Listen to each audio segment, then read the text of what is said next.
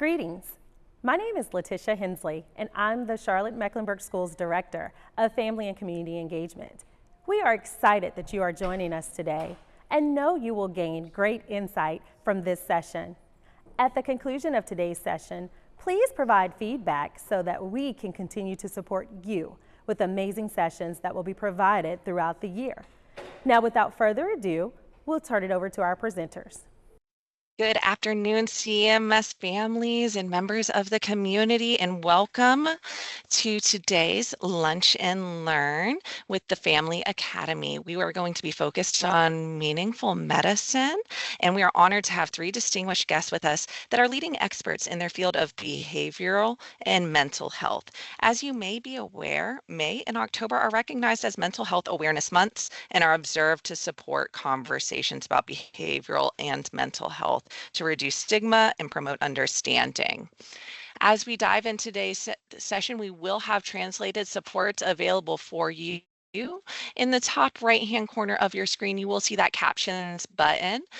If you'll go ahead and click on captions, there'll be a drop-down that will appear that says show live captions. And from there, you can select your language of need, including English for closed captioning under spoken language. So once again, we'll have captions, show live captions, and from there, you'll be able to select your spoken language.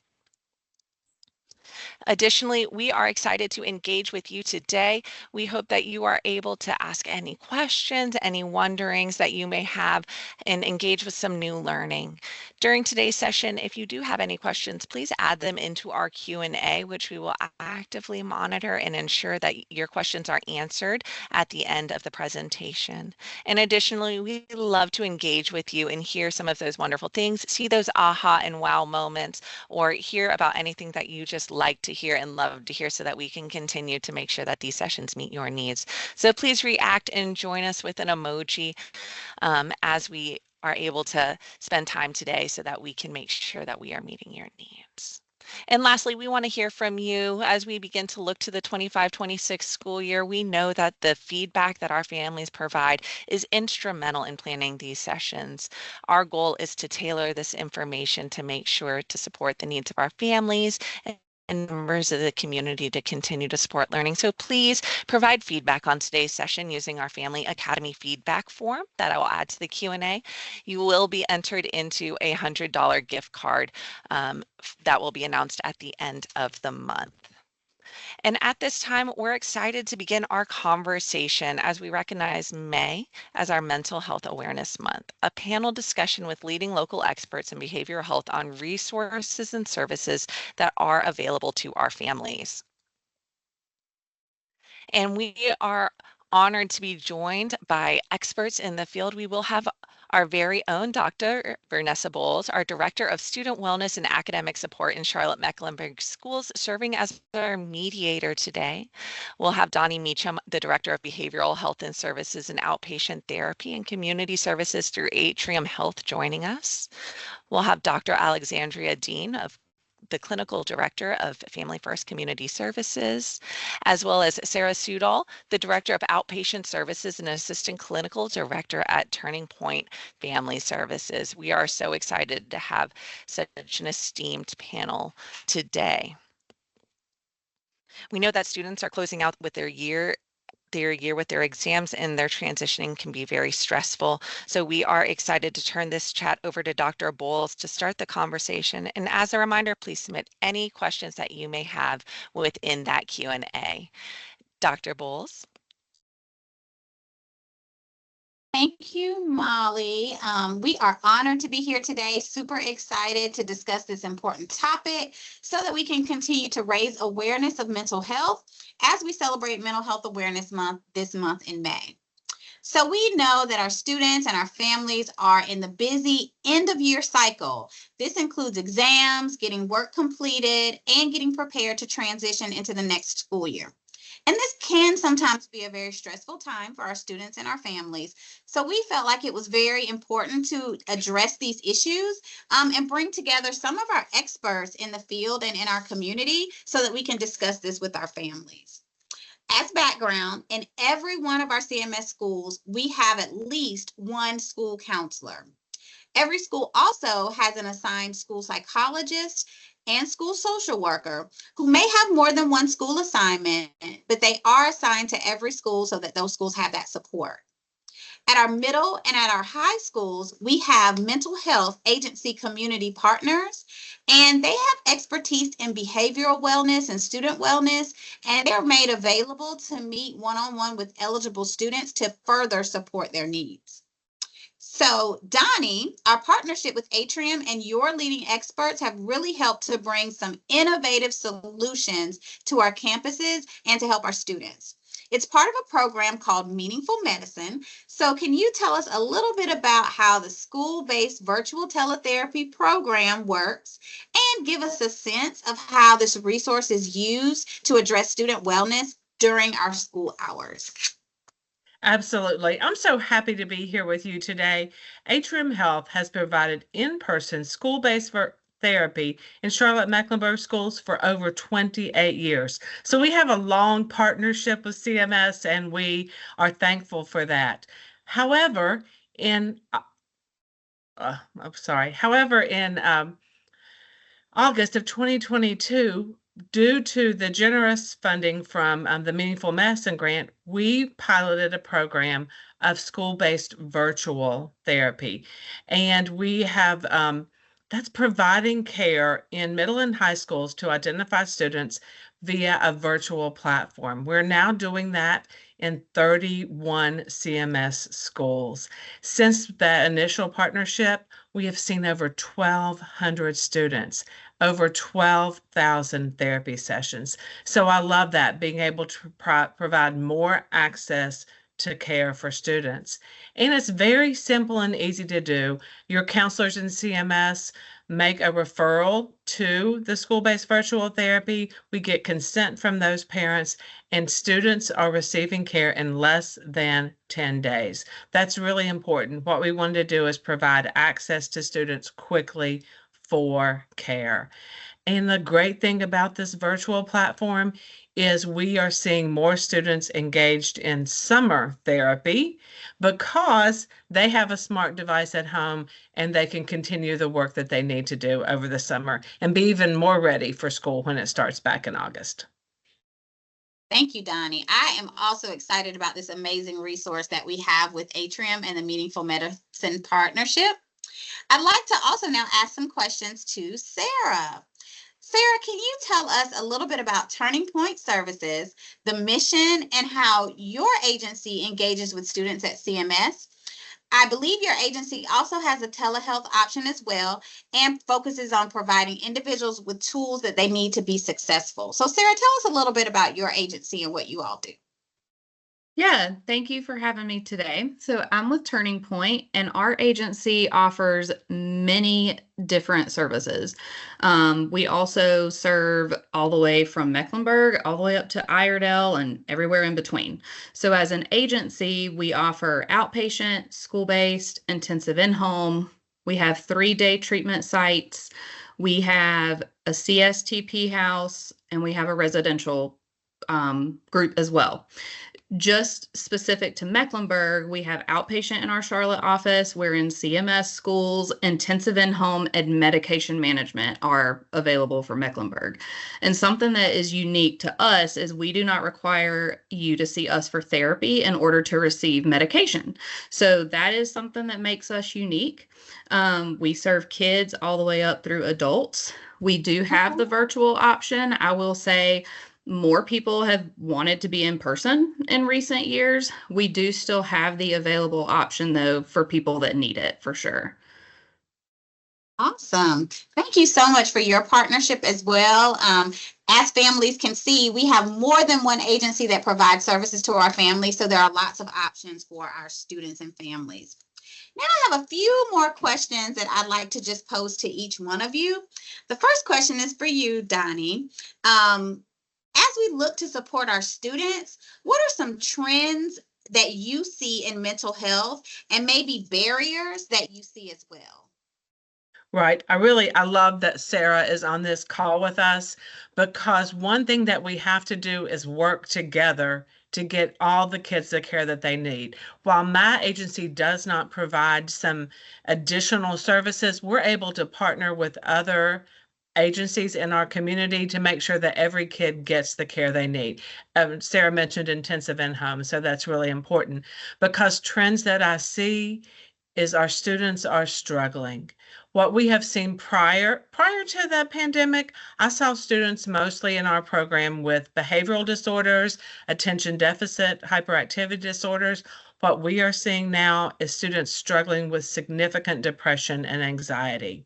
And that means that our students need every support that they can get. And having community partners is really helpful to make sure that those students get the care that they need. Awesome.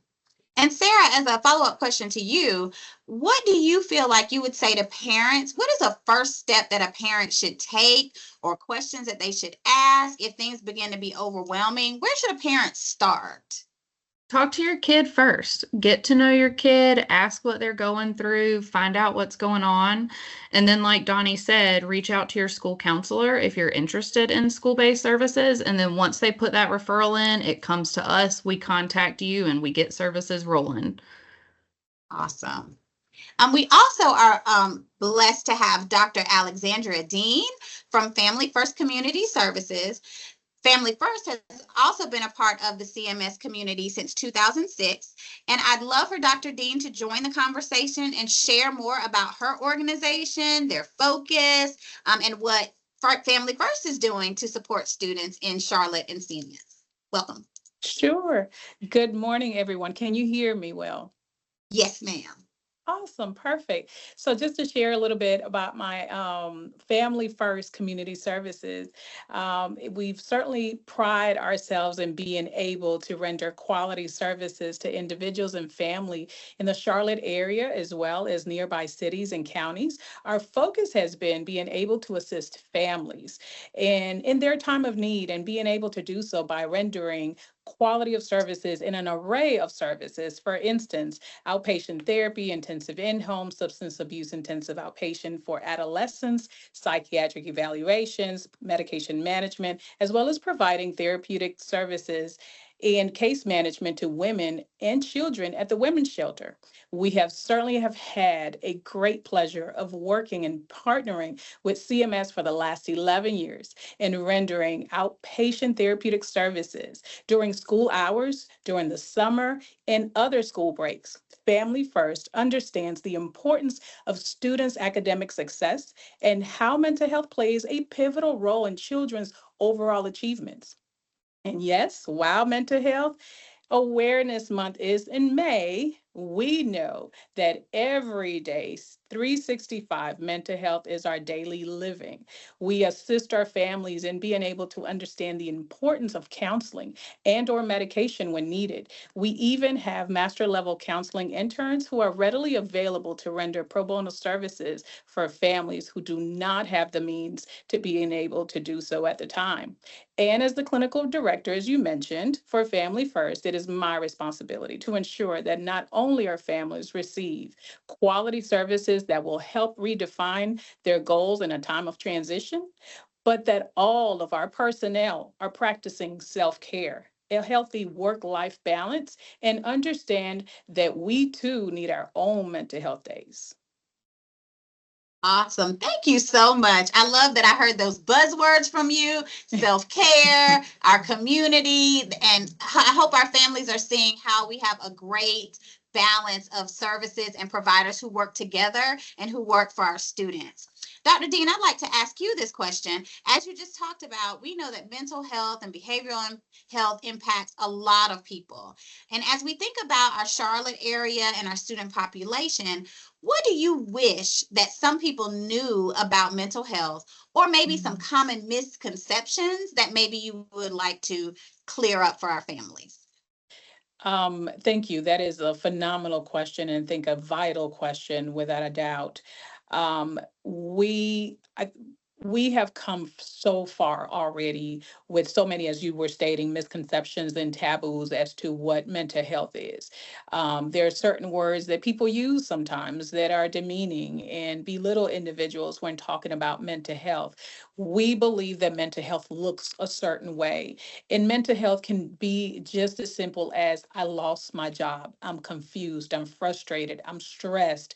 I have bad grades in school and I don't know what my future may look like. My parents are splitting up. This is a lot. This is overwhelming. There's so many things that can certainly contribute and comprise what mental health is. And so I ask for folks just to be open. If you feel like what you're going through and what you're experiencing, it's not something that family members or friends can help you with, that you really need some direction or some guidance, just reach out to one of us. And we are here to assist. It doesn't matter the agency, it doesn't matter who, just as long as there's a professional in the field to be able to assist you. That's all that we ask, that you at least give us the opportunity to share with you and talk to you and walk you through some things that you thought only were happening to you, but that we can help you with some tools and some coping skills that you may have already tried to use, but maybe you can use them a little bit more effectively. Awesome. Thank you. Donnie, I have a question for you. What would you say is something that we can start with as families, as communities, to reduce the mental health stigma? What's one small thing that we could do?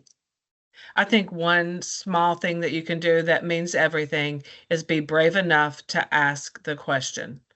And I want to make sure that if you don't hear anything I say, hear this. Be brave enough to ask your child, your student, are you thinking about suicide? Because what that will do is save their lives. So one thing that we can do is normalize asking the question. And that will then lead to them saying, no, but, or maybe yes, and I need help. And so just as parents out there, if you're watching, don't be afraid to ask your student the question, are you considering suicide? And then when they say, answer you, listen. That's all you have to do. Listen to them, listen to them, listen to them, and know that you have resources at your school that can support your family. Thank you. Sarah, I'd ask you the same question. Would you have anything else to add of how we can help to reduce the stigma around mental health?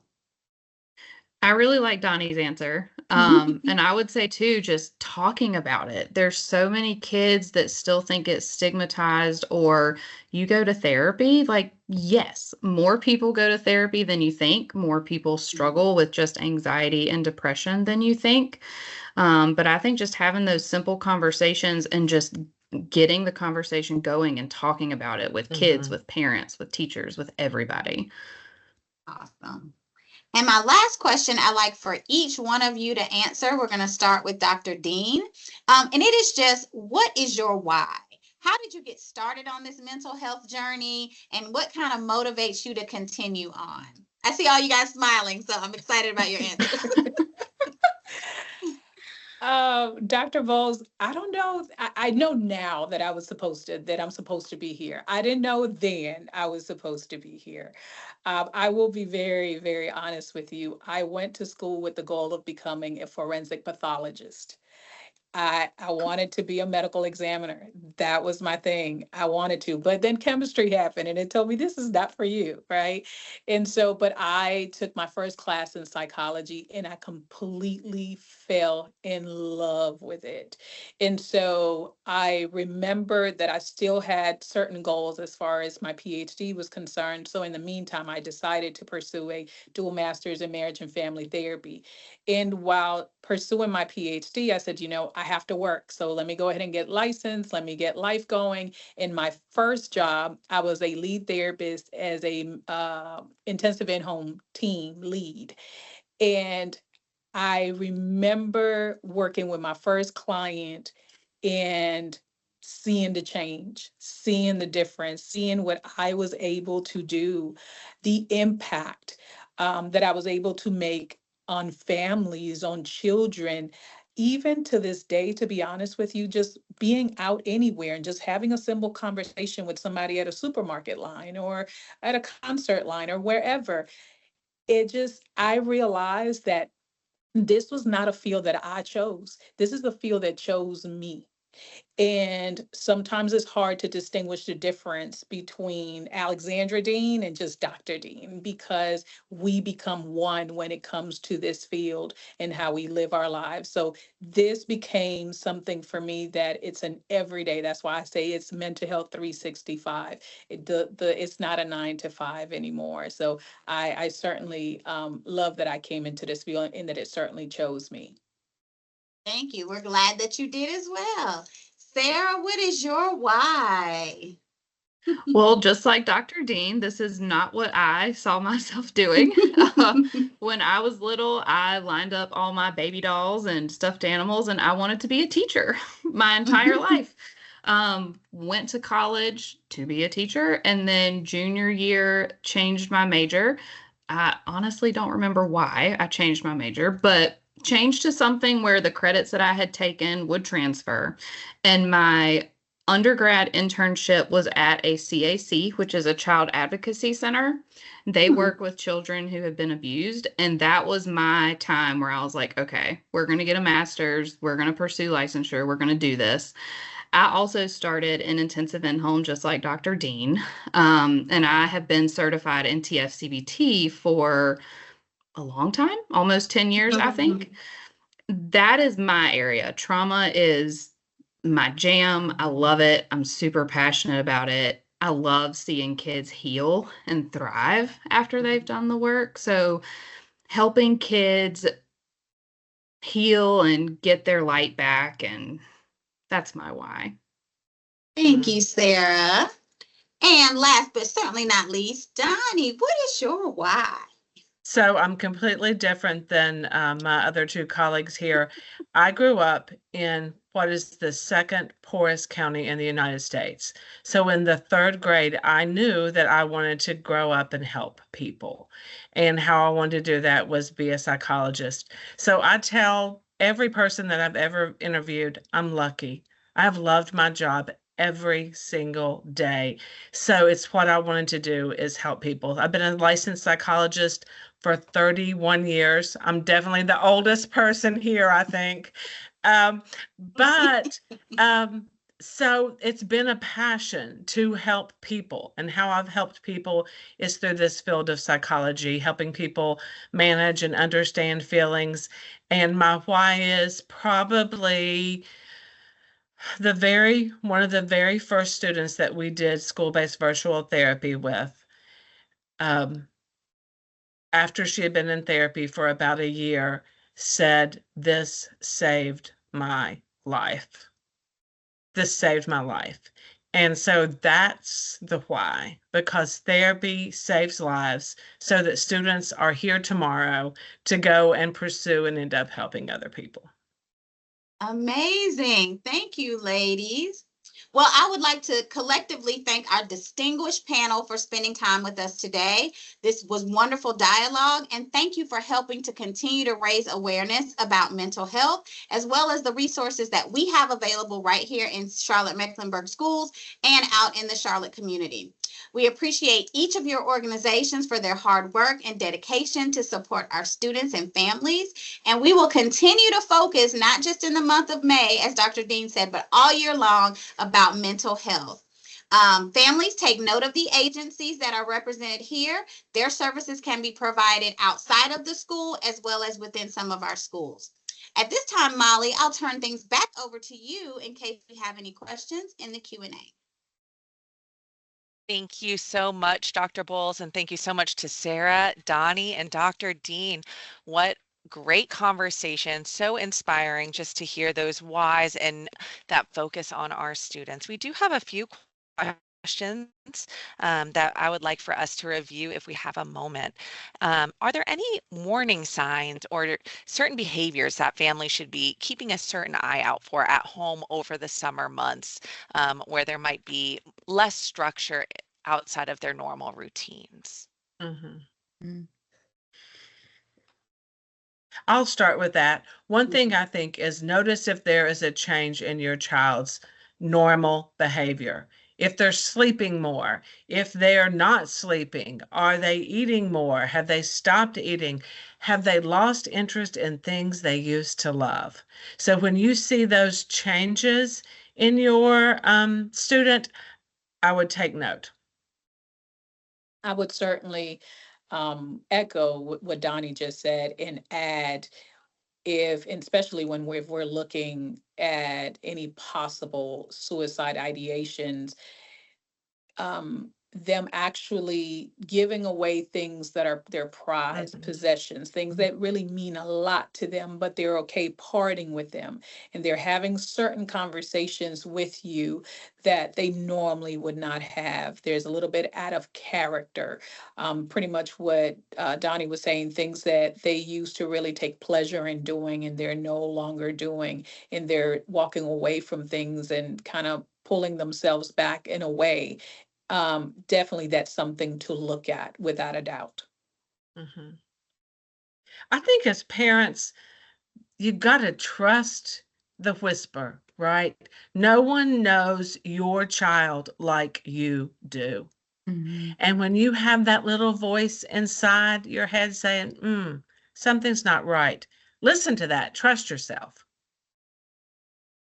We get that gut feeling, right? That is our, it's literally our second brain is in our stomach, and it's that gut feeling that you get that is telling you something is not right. Certainly listen to it. Even if, and I will tell you, I'm a parent and a grandparent, and when my children were teenagers, if I felt like something was slightly off, I would, and they will tell you she was very annoying. I will lay across their bed and I will say, I'm not leaving this room until you tell me what's wrong. And sometimes it will take 30 minutes of me nagging them. And so I'm not leaving. I'm not leaving. I'm waiting until they got so sick and tired of me and shared what it was that was bothering them.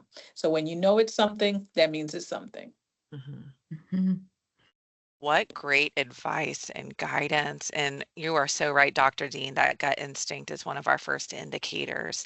So as a parent in our families, if we start feeling those gut instincts, we start noticing some of those behaviors that have been mentioned, what are those next steps over the summer months that our families can lean into to make sure that their student is receiving the support that they need? There are certainly a few agencies represented here. Certainly can reach out to any of the agencies, whether it be Atrium, whether it be Turning Point, Family First, among so many others. I will tell you that some families, what they choose to do because they feel like, I don't know if my child is really going to be a great fit or not with a certain person. A lot of our websites, sometimes I know certainly for Family First, we have all of our clinicians listed. Some of us have our bios on there. That helps. I've actually selected doctors in that manner, just going to the website, reading a little bit about doctors and being able to say, oh, this kind of speaks to me. I'm not kind of comfortable with this individual. Let me go check this person out. And so being able to do that, just like Donnie said earlier about not afraid to ask questions, ask anyone, make phone calls, ask questions. If we can't serve you here, I can guarantee you, we will give you other places where you can be served without a doubt. We don't believe, and I can certainly speak for Family First, and I feel that my time around Sarah as well as Donnie, that they feel the same way. We want what's best for the individual, not what's best for the organization necessarily. We want for people to get the help that they need, whether it's with us or somebody else. We want you to be able to get that. So just picking up that phone and making phone calls, Googling mental health agencies in your area, that is what's going to get you the services that you need. Mm-hmm. And just know this, your leadership at Charlotte-Mecklenburg Schools does not take the summer off. You can Yes. call your child's school and get that first little connection that you need. So know this, your schools are your partners in educating your students. So Absolutely. reach out to them and let them help you. Right. Agreed. Absolutely. You guys are so right. great recommendations. I know that we'll go over some of those resources regarding those agencies and how to reach the ones that are on the call, but are there any other remaining resources, books, or apps that you would recommend that families maybe review, utilize, or apply just as they continue to navigate and strengthen the work of supporting mental health for their students?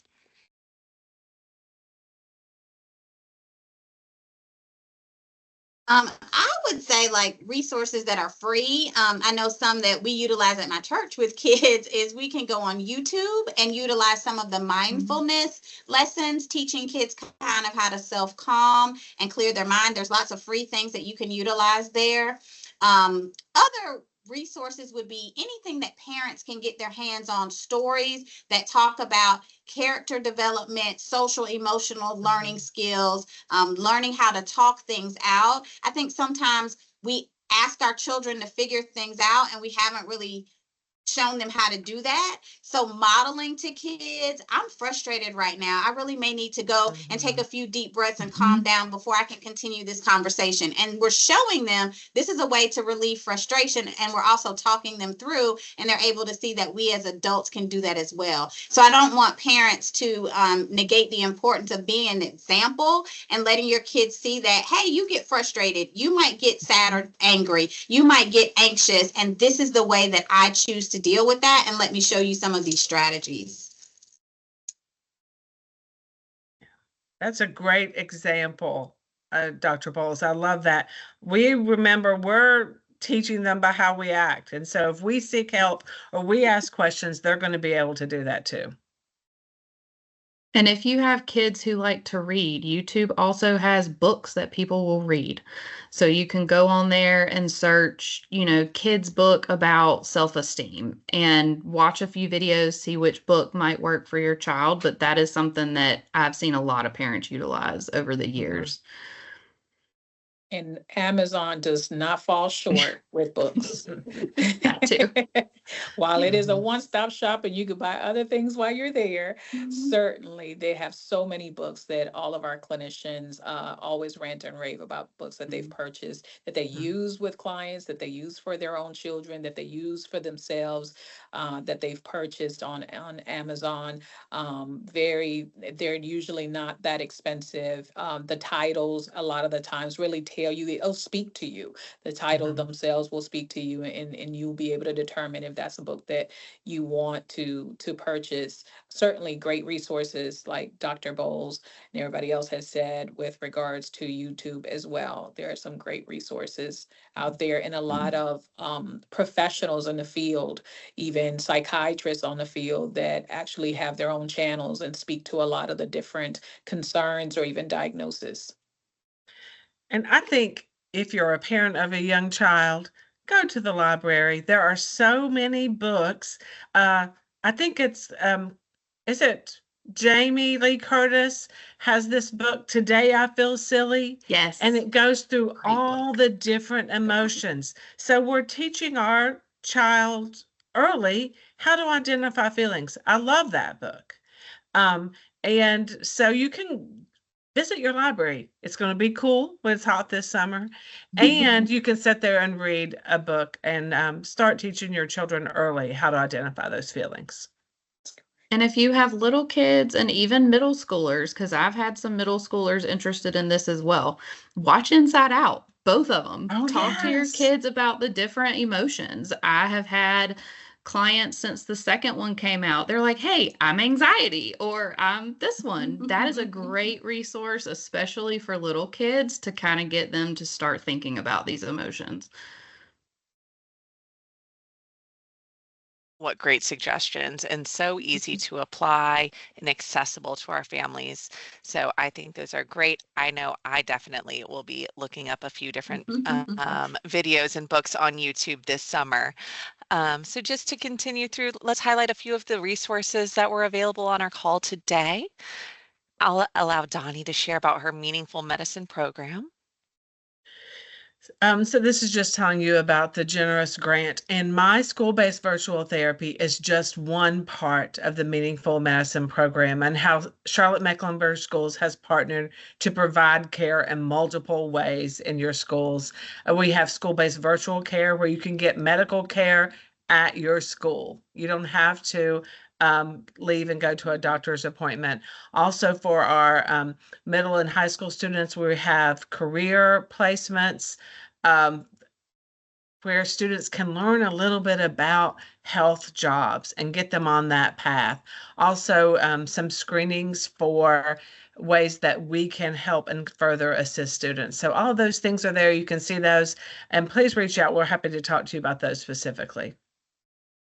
Thank you so much, Donnie, for sharing. We will have the Atrium Health. This will be available for you guys to access.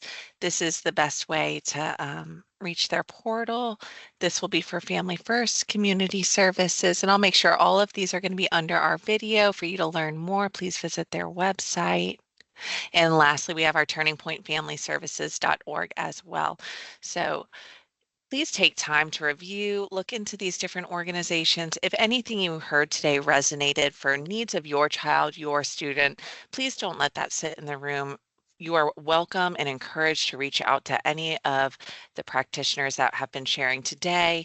If you are unsure of where to begin, you're welcome to reach out to our department, and we will make sure that you get connected through Dr. Bull's team to make sure that your needs are being met. Thank you so much for joining us today, and thank you to our amazing panel of guests who shared such vital and valuable information. Those were some great strategies of just easy things to be looking for, what resources are available to me and my student, and how to make sure I can continue to support them at home. Please take some time to give us any feedback you have on today's session, any future sessions you may want. And we are looking forward to just continuing the rest of our year, enjoying the rest of our May Mental Health Month celebrations, and supporting our students as we move into the summer months. Thank you, families, for joining us today. And I hope that everyone has a terrific Thursday. We'll see you at our next Lunch and Learn.